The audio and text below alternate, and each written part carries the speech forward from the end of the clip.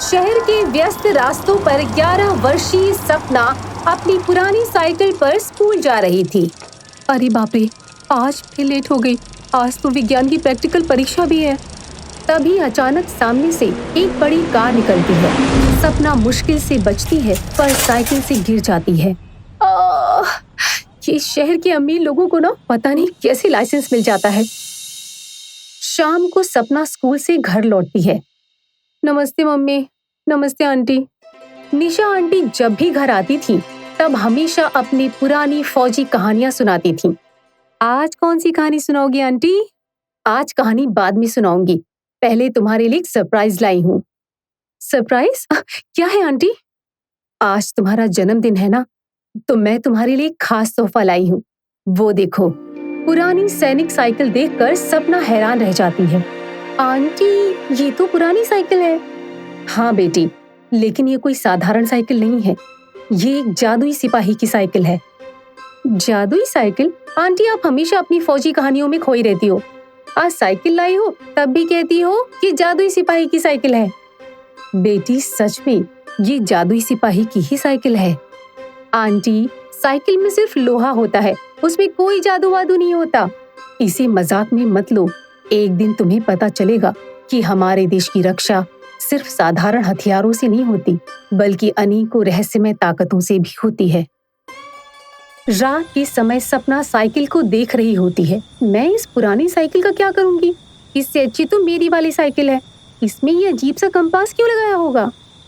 सपना के कंपास को छूते ही अचानक साइकिल हिलने लगती है और उसके पार्ट्स शिफ्ट होने लगते हैं। ये क्या हो रहा है? साइकिल धीरे धीरे एक चमकदार रोबोटिक घोड़े में बदल जाती है। अरे अरे बाप रे, ये साइकिल तो रोबोट बन गई। भागो यहाँ से। जैसे ही सपना वहाँ से भागने लगती है तभी साइकिल रोबोट बन जाती है। डरो मत सपना, मैं तुम्हारी दोस्त हूँ। साइकिल को बोलता देख सपना दंग रह जाती है। तुम बोल सकती हो? हाँ, मैं एक रोबोटिक साइकिल हूँ। कुछ साल पहले मैं सेना में जादुई सिपाही यूनिट का हिस्सा थी, लेकिन अब मैं रिटायर हो चुकी हूँ। तुम सेना में थी, इसका कोई प्रमाण दे सकती हो? हाँ, ये देखो। रोबोटिक साइकिल से एक होलोग्राफिक प्रोजेक्शन निकलता है जो जादुई सिपाही का इतिहास दिखाता है। एक गुप्त भारतीय सैन्य इकाई जो उन्नत तकनीक का उपयोग जादू के रूप में करती थी। बहुत साल पहले हमारी जादुई सिपाही टीम को बैन कर दिया गया था।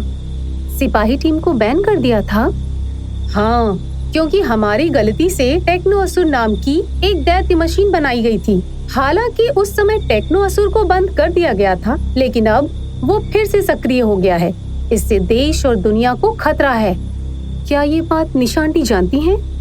हाँ, क्योंकि तुम्हारी निशा आंटी हमारी जादुई सिपाही यूनिट की कमांडर थी। मुझे एक बात बताओ, तुम यहाँ क्यों आई हो? मैं तुम्हारी मदद लेने आई हूँ। मैं जानती हूँ कि तुम मुझ पर सवार होकर टेक्नो असुर से लड़ सकती हो। तभी अचानक शहर के ट्रैफिक सिग्नल चमकने लगते हैं और दूर से सायरन की आवाज आती है।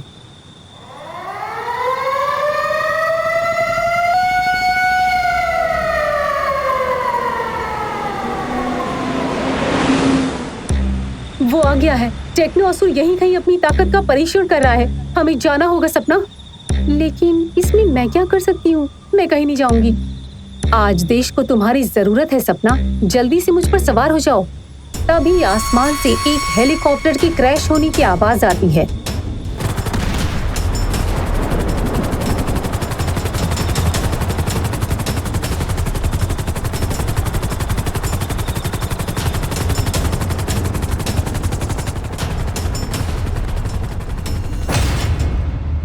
सपना, जल्दी से सवार हो जाओ, हमें उस बच्चे को बचाना है। हेलीकॉप्टर को बच्चे के ऊपर गिरता हुआ देख सपना बिना कुछ सोचे साइकिल पर सवार हो जाती है। जल्दी चलो, हमें उस बच्चे को बचाना है। रोबोटिक साइकिल पर सवार होकर सपना जादुई स्पीड से बच्चे को बचा लेती है। सपना को अपने किए हुए कारनामों को देखकर खुद पर विश्वास नहीं होता है। ये मैंने कैसे कर लिया? क्या तुम सच में जादुई साइकिल हो? हाँ, मैं रोबोटिक साइकिल और तुम अब एक जादुई सिपाही हो। हम दोनों मिलकर देश की सेवा करेंगे। ठीक है, चलो अब हमें दूसरे मिशन पर जाना है। रोबोटिक साइकिल सपना को एक पुराने किले के नीचे बंकर में ले जाती है। वहाँ 4 लोग अपने अजीब वाहनों के साथ खड़े थे।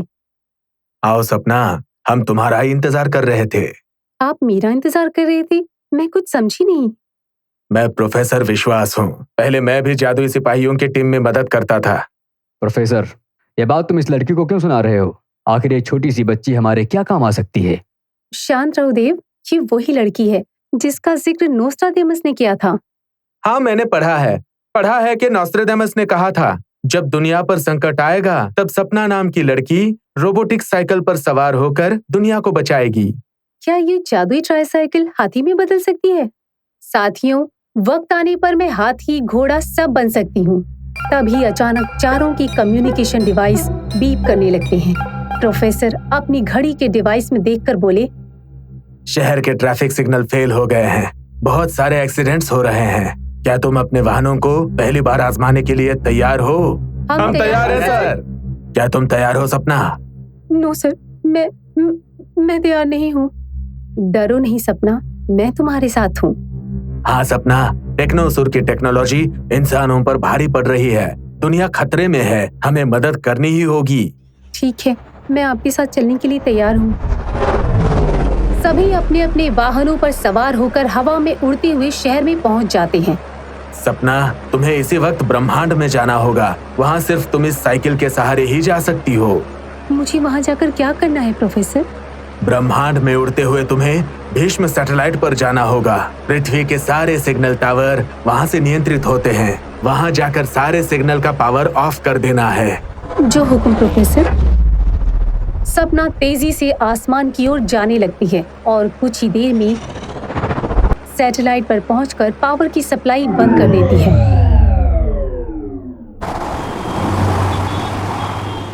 सपना ने अपना काम कर दिया।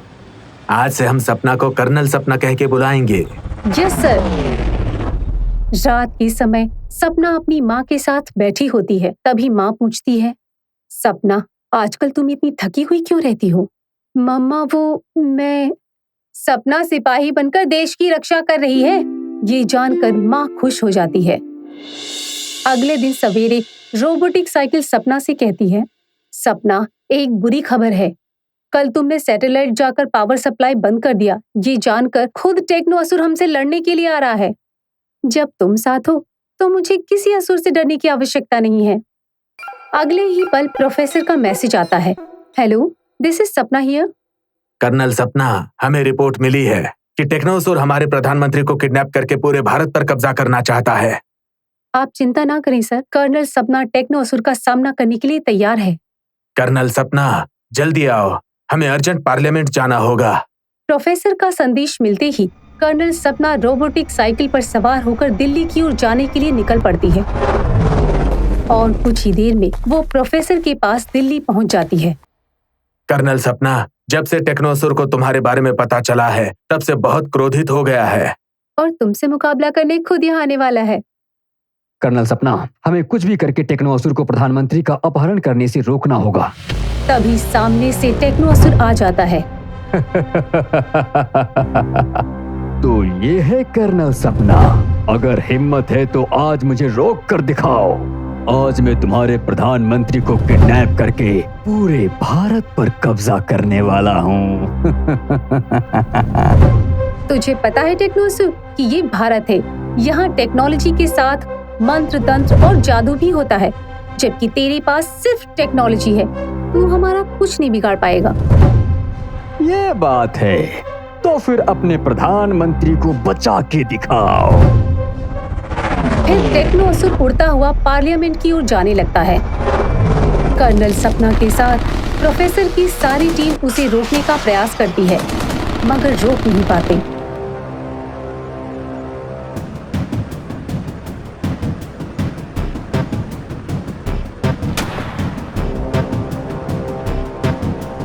कई बार रोकने के प्रयास करने के बाद भी वो टेक्नो असुर को रोक नहीं पाते, इसलिए घबराकर सभी मीटिंग करते हैं।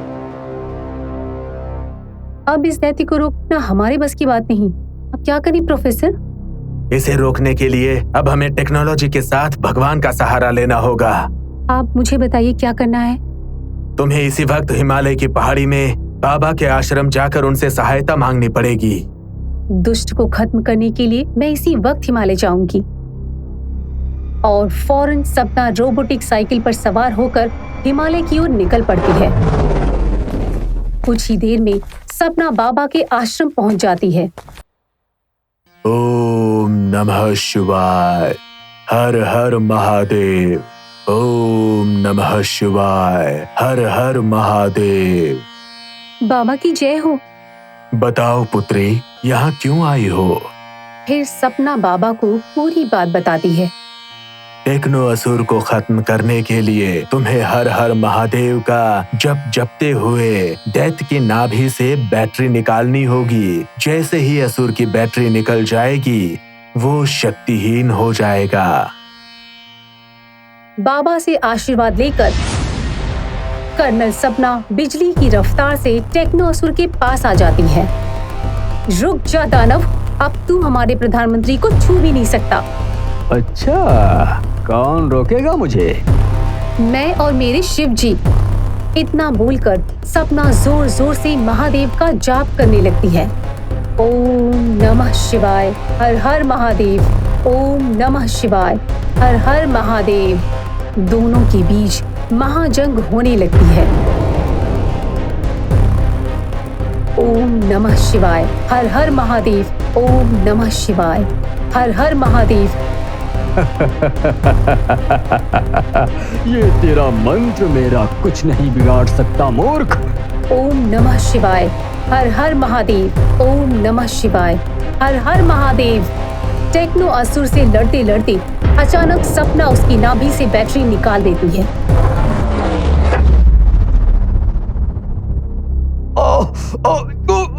ये तूने क्या कर दिया?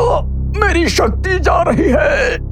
सिर्फ शक्ति ही नहीं, थोड़ी देर में तू ऑफ हो जाएगा। तेरे सारे फंक्शन बंद हो जाएंगे। हर हर महादेव। और कुछ ही देर में टेक्नो असुर का अंत हो जाता है। शुक्रिया कर्नल सपना, आपके साहस ने हमारे प्रधानमंत्री को ही नहीं पूरे देश को बचाया है। ये तो मेरे शिव जी की कृपा है। अरे कोई मुझसे तो शुक्रिया कहो, सपना को जादुई सिपाही मैंने बनाया है। ये सुनकर सब हंस पड़ते हैं। कर्नल सपना, अब हमें दूसरे मिशन पर जाना होगा। Yes sir. फिर कुछ ही देर में जादुई सिपाही कर्नल सपना अपनी टीम के साथ दूसरे मिशन पर चल पड़ते हैं। रामपुर गांव के चौराहे पर खड़े मनोहर और दीपक बड़े चिंतित नजर आ रहे थे। किसी से संपर्क नहीं हो पा रहा है। पता नहीं हमारा अनाज शहर में सुरक्षित पहुंचा या नहीं। कहीं इस बार भी तो हमारा अनाज चोरी तो नहीं हो गया? इस बार अनाज चोरी हुआ तो हम सब बर्बाद हो जाएंगे। रामपुर के सभी किसानों का अनाज शहर में गया हुआ था, जिसकी चिंता करते हुए सभी खड़े थे। तभी 4 ट्रक गांव में आते हैं और उसमें से कुछ आदमी मायूस चेहरा लिए हुए ट्रक से नीचे उतरते हैं। क्या हुआ सुनील? हमारा अनाज शहर में पहुंच गया ना? नहीं, इस बार भी बीच रास्ते में लुटेरों ने बंदूक की नोक पर हमारे ट्रकों को लूट लिया। क्या? ऐसा नहीं हो सकता, मैं बर्बाद हो जाऊंगा। मुझे तो जहर खाना पड़ेगा। हे भगवान, अब क्या होगा? सारे किसान अपना अनाज चोरी होने की बात सुनकर खूब रोने लगते हैं। असल में इस गांव के किसान हर बार अपने खेतों से फसल निकलने पर अपना सारा अनाज ट्रकों में शहर भेजते हैं, जहां उनका अनाज भारी दाम में बिकता था। पर बीते कुछ दिनों से जिस ट्रक में गांव वालों का अनाज जाता था, उसे बीच रास्ते में ही लूट लिया जाता था। इस बार भी फसल चोरी हो गई। पता नहीं हमारी फसल का चोर कौन है।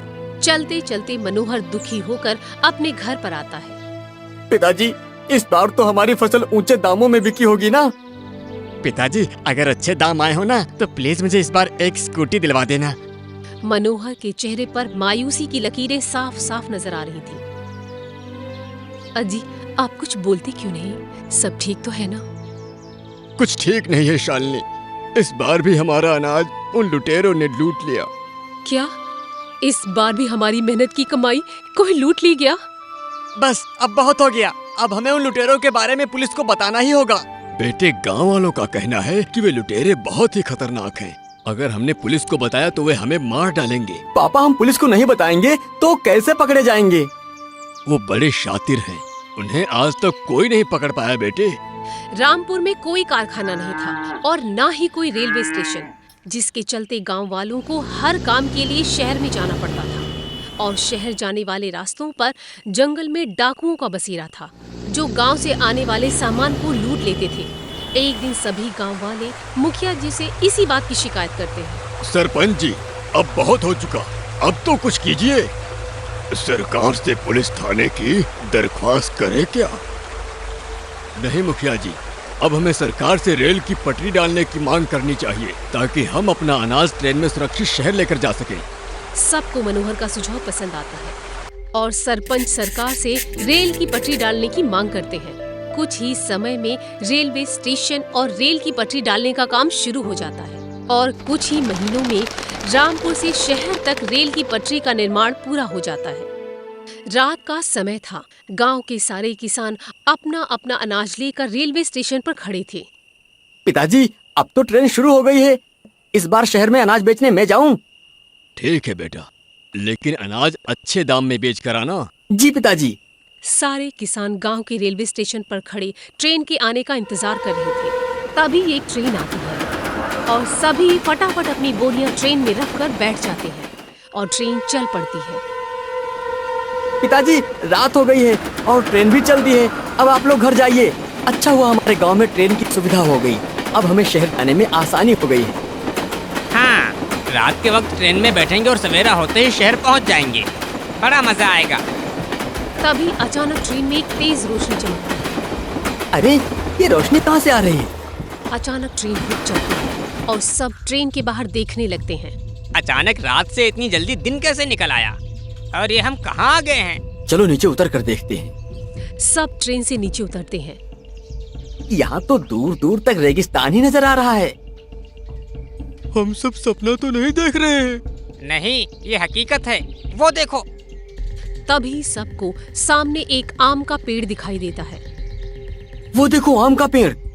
चलो वहाँ चलते हैं। सब आम के पेड़ के पास जाते हैं। अरे, इस पर तो आम भी लगे हुए हैं। दोस्तों, कुछ गड़बड़ है। ये रेगिस्तान में आम का पेड़ कैसे हो सकता है? सारे किसान ये सोच ही रहे होते हैं। तभी राकेश पीछे मुड़कर देखता है तो वहाँ से ट्रेन गायब हो चुकी थी। अरे, हमारी ट्रेन गायब हो गई। गायब हो गई? क्या मतलब? अभी अभी तो यहीं खड़ी थी। मैं भी तो यही कह रहा हूँ कि ट्रेन अभी भी तो यहीं खड़ी थी, फिर गायब कैसे हो गई? ट्रेन के अचानक गायब होने से सबके होश उड़ जाते हैं। सब खुले मैदान में ट्रेन को ढूंढने लगते हैं, मगर वहाँ दूर दूर तक कुछ भी नहीं था। थोड़े समय बाद थक कर सभी उसी पेड़ के नीचे बैठ जाते हैं। अब हम यहाँ से बाहर कैसे निकलेंगे? यहाँ तो दूर दूर तक ना कोई घर है, ना कोई इंसान। मुझे प्यास भी लगी है, यहाँ तो पानी भी नहीं। मुझे तो भूख भी लगी है। बहुत तेज। खाने पीने के बारे में बाद में सोचो, पहले ये सोचो कि ये जगह कितनी अजीब है। कहीं हम कोई मुसीबत में तो नहीं फंस गए हैं? जो होगा देखा जाएगा, पर पहले आम खा लेने दे यार। भूख के कारण सभी आम के पेड़ से तोड़कर आम खाने लगते हैं। तभी आम खाते अचानक सारे लोग घोड़े बन जाते हैं। अरे, हम सब घोड़े कैसे बन गए? क्या मैं भी घोड़ा बन गया हूँ? अरे, हम घोड़े कैसे बन गए यार? अनजानी जगह पर अनहोनी होने से सब परेशान हो गए थे। सभी घोड़े बनकर उस इलाके में घूमने लगते हैं। उधर शालिनी रमेश की चिंता करते हुए मनोहर से कहती है, सुनते हो जी, रमेश कब आएगा? हाँ पिताजी, भैया कब आएंगे? बेटे, हमारे गांव में ट्रेन रात के समय ही आती है, इसलिए रमेश रात को ही आएगा। रात होने पर सभी गांव वाले रेलवे स्टेशन पर खड़े होकर अपने अपने परिवार के सदस्यों के आने की राह देख रहे थे। तभी ट्रेन स्टेशन पर आती है, मगर ट्रेन में एक भी यात्री नहीं था। पूरी ट्रेन खाली थी। अरे, ट्रेन तो खाली है, ट्रेन में कोई नहीं है। हमारे बच्चे कहाँ हैं? बच्चे कोई मुसीबत में तो नहीं फंस गए? तभी मनोहर रमेश को फोन करता है, मगर फोन नहीं लगता। उसका फोन नहीं लग रहा है, फोन नॉट रीचेबल बता रहा है। ट्रेन को खाली देखकर सब गांव वाले परेशान हो जाते हैं। कुछ ही देर में ट्रेन वापस शहर की ओर जाने के लिए चल पड़ती है। चिंता मत करो, हो सकता है हमारे बच्चों ने अनाज नहीं बेचा हो। ऐसी ही बात है तो कल तक सब आ जाने चाहिए ना। हाँ, कल तक सब आ जाएंगे।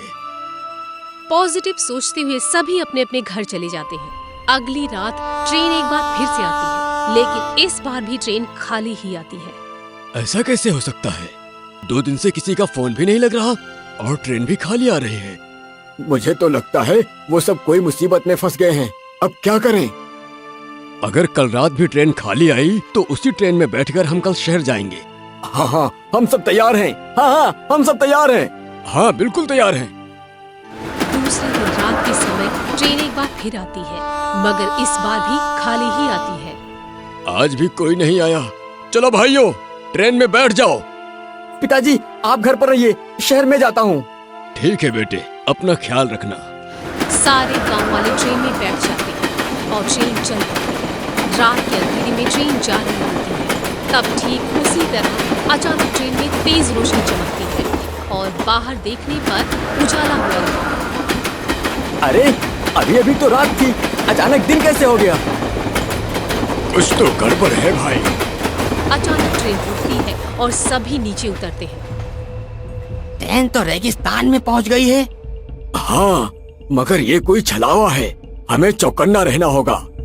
तभी विजय की नजर उसी आम के पेड़ पर पड़ती है। वो देखो, रेगिस्तान में आम का पेड़। चलो, कुछ तो नजर आया। हाँ भाई, चलो आम खाते हैं। सब आम तोड़कर खाते हैं और उनके साथ भी वही होता है जो पहले हुआ था। आम खाते ही सभी घोड़े बन जाते हैं। ये देखो, अनिल घोड़ा बन गया। सिर्फ मैं ही नहीं, तुम भी घोड़ा बन गए हो सुरेश। अरे, हम सब घोड़े बन गए हैं। हे भगवान, अब क्या होगा? पहले शहर गए हुए लोगों को ढूंढने के लिए जो लोग निकले थे वो सभी घोड़े बन चुके थे, जिस कारण वो भी टाइम पर अपने घर वापस नहीं आते। इसलिए गांव के सभी लोग सोच में पड़ जाते हैं। भाइयों, ये लोग भी वापस नहीं आए हैं। बताइए अब क्या किया जाए? मुखिया जी, अब हमें ही शहर जाकर पता करना होगा। तुम ठीक कहते हो मनोहर, आज रात की ट्रेन से हम खुद शहर जाएंगे। रात के समय ट्रेन आती है। सरपंच और मनोहर ट्रेन में बैठकर शहर के लिए निकलते हैं। तभी बीच रास्ते में उनके साथ भी वही होता है जो औरों के साथ हुआ था। रात के अंधेरे में ट्रेन जा रही होती है। तभी ठीक उसी तरह वही रोशनी ट्रेन में चमकती है और बाहर देखने पर उजाला हुआ रहता है। अरे, अभी तो रात थी, अचानक दिन कैसे हो गया? इस बार भी अचानक ट्रेन रुकती है। मनोहर और सरपंच नीचे उतरते हैं। ये तो रेगिस्तान है, मगर शहर जाने वाले रास्ते में रेगिस्तान कहाँ आता है?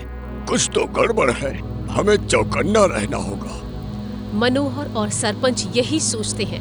तब उन्हें भी वही आम का पेड़ दिखाई देता है। बहुत गर्मी है और आम का पेड़ सामने है, पहले पेट में ठंडक कर लेते हैं। हाँ, क्यों नहीं, चलो आम तोड़ कर खाते हैं। दोनों आम तोड़ने के लिए जाते हैं, मगर जैसे ही सरपंच आम से पेड़ तोड़ने लगता है तभी वहाँ एक घोड़ा आता है। रुक जाइए मुखिया जी, ये आम मत खाइए, वरना आप भी मेरे तरह घोड़े बन जाएंगे। घोड़े को बात करता देख दोनों दंग रह जाते हैं। ये घोड़ा जानवर होकर भी इंसानों की तरह बोल रहा है। मुखिया जी, मैं हरिया हूँ, तुम्हारा पड़ोसी।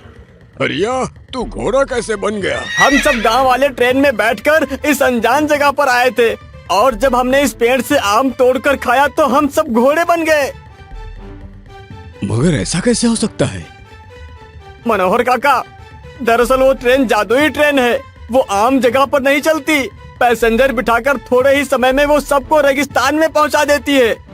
घोड़ा बना हुआ हरिया दोनों को सारी बात बताता है। वो ट्रेन अगर जादुई ट्रेन है तो अब हम यहाँ से बाहर कैसे निकलेंगे? तभी पेड़ बोलता है, यहाँ से बाहर निकलने का रास्ता मैं तुम्हें बता सकता हूँ, लेकिन मेरी एक शर्त है। तुम्हारे कारण तो मेरे गांव वाले घोड़े बन गए हैं। अब बाहर निकलने का रास्ता बताने का बहाना बनाकर तुम हमसे और क्या करवाना चाहते हो? देखिए, मैं एक श्रापित पेड़ हूँ। मुझे एक राक्षस ने श्राप दिया है कि जो भी मेरे आम खाएगा वो जानवर बन जाएगा। तुम लोग मुझे श्राप से मुक्ति दिलवाओ, मैं तुम्हें यहाँ से बाहर निकलने का रास्ता बताऊंगा। पेड़ की बात सबको समझ में आ जाती है। हमें तुम्हारी शर्त मंजूर है। अब बताओ कि तुम्हें राक्षस के श्राप से कैसे मुक्ति मिलेगी? तुम्हें उस राक्षस को मारना होगा, राक्षस के मरते ही मैं श्राप से मुक्त हो जाऊंगा। और राक्षस मरेगा कैसे? राक्षस को मारने के लिए तुम्हें उसके शरीर पर पानी फेंकना पड़ेगा। जैसे ही राक्षस पर पानी गिरेगा वो राक्षस मर जाएगा। लेकिन इस रेगिस्तान में हम पानी कहाँ से लाएंगे? यही तो दुविधा है कि इस रेगिस्तान में पानी कहाँ से आए। पिताजी, क्या अब हमें सारी उम्र घोड़ा बनकर ही गुजारना पड़ेगा? नहीं बेटे, ढूंढने से भगवान भी मिल जाते हैं। तो पानी क्या चीज है? तुम चिंता मत करो, हम पानी लेकर आते हैं। चलो मुखिया जी। मनोहर और सरपंच पानी की तलाश में निकलते हैं। दोनों रेगिस्तान में दूर दूर तक पानी की तलाश करते हैं, लेकिन उन्हें पानी नहीं मिलता। मुखिया जी, यहाँ तो दूर दूर तक पानी ही नहीं है। अब क्या करेंगे? लगता है हम कुछ नहीं कर पाएंगे। अब जो करेंगे वो भगवान ही करेंगे। तभी दोनों को रेगिस्तान में एक ऊंट नजर आता है। वो देखो ऊंट। हाँ, भगवान ने इसे हमारी मदद के लिए ही भेजा है। चलो उस पर बैठकर पानी को ढूंढते हैं। दोनों ऊंट पर बैठकर पानी ढूंढने निकलते हैं। थोड़ी दूर चलने पर ही उन्हें एक गुफा दिखाई देती है। वो देखो गुफा, वहाँ हमें पानी जरूर मिल जाएगा। दोनों पानी की तलाश में गुफा में जाते हैं और वहाँ एक खतरा उनका पहले से ही इंतजार कर रहा था। यहाँ तो कोई नहीं है। कोई नहीं है मगर दिए जल रहे हैं। इसका मतलब यहाँ कोई तो है। हाँ, यहाँ से पानी मिलने की उम्मीद है। अरे कोई है? कोई है तो कृपा करके यहाँ आइए।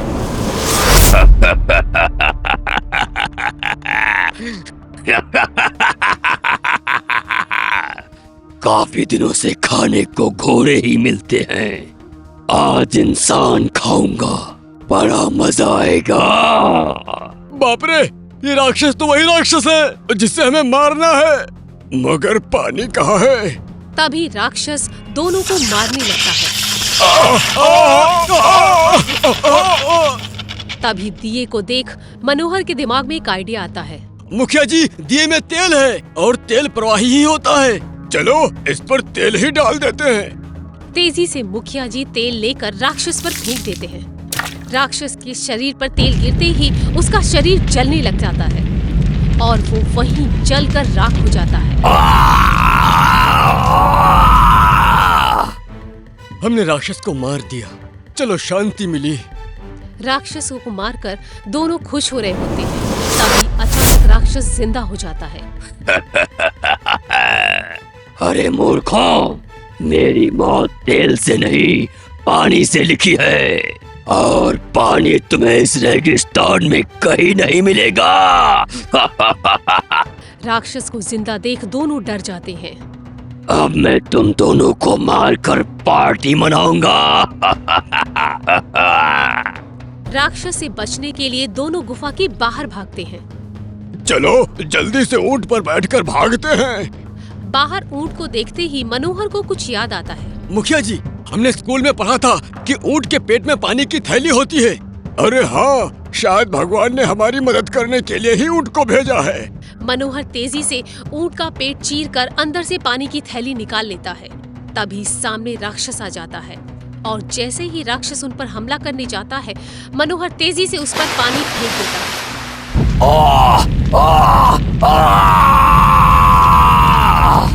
और कुछ ही देर में राक्षस जलकर खाक हो जाता है।